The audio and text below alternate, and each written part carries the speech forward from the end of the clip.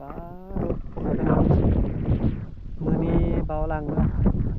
ซองชีวิตแบบเราดังเดิมเดินทางขึ้นมาดอยเนาะมากับรถจักรคู่ใจเดินทางที่ไปใส่กับไปฮอดแล้วนะรถคันนี้เดินทางหลายพันกิโลมือนี้เนาะขึ้นมาจอมดอยพามาเบิ่งนี่เนาะคงไฮเข้าไฮซาลีตอนนี้อยู่ที่จอมผู้พี่เลยตอนนี้นะดูเหยียบก้อนหินนี่ฟ้าลงมาคงไฮเข้าไฮซาลีเลยเมืองสวยงามวันนี้ก็จะเป็นทางขึ้นไปใครคืออยู่บางเวียงเลยวันนี้นะถ้าอยู่บางเวียงเขาจะแต่งเป็นเมี่ยงว่าอันจุดชมวิวนะอยู่จอมผู้มันเขาจะแต่งเป็นตู้แต่ว่าเบาลังมักอยู่นี่ไล่กว่าเพราะว่าอยู่นี่จะเป็นธรรมชาติแท้ๆนะเบิ่งระวางทางยางกันถึงนี่เป็นไฮเข้ามาเลยแล้วก็เป็นไฮเข้าเป็นไฮสลีมาเลยโอ้ลมพัดเย็นดีขนาดนั้น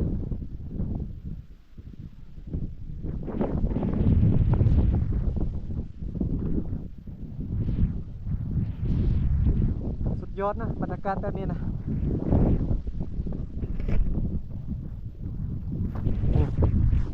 กับรถจักรคู่ใจ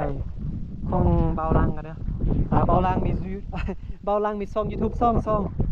งที่หนึ่งก็ซื้อซองเบาลังจะเป็นซองหลักเนาะซึ่งว่าผ่านการสร้างรายได้ได้แล้วซึ่งว่าซองนี้ก็จะเป็นซองที่ซองที่เบาลังกำลังสร้างขึ้นมาเป็นซองชีวิตแบบเราดังเดิมนะซองนี้ก็จะ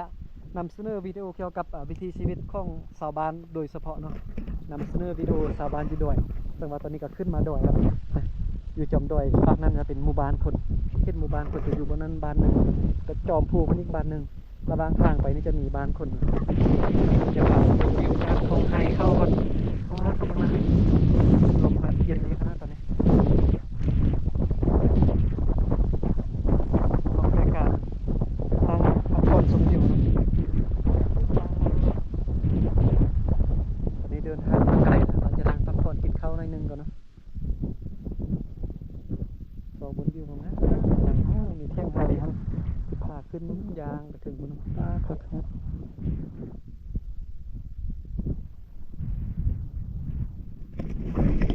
มักลายบรรยากาศจะมีคักไล่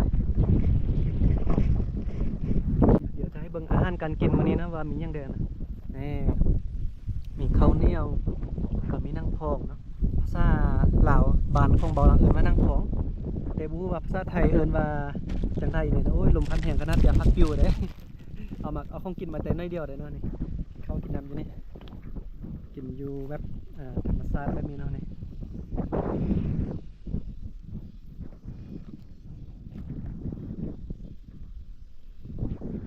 กินอยู่จอมโดยจอมมังหินแบบนี้เลย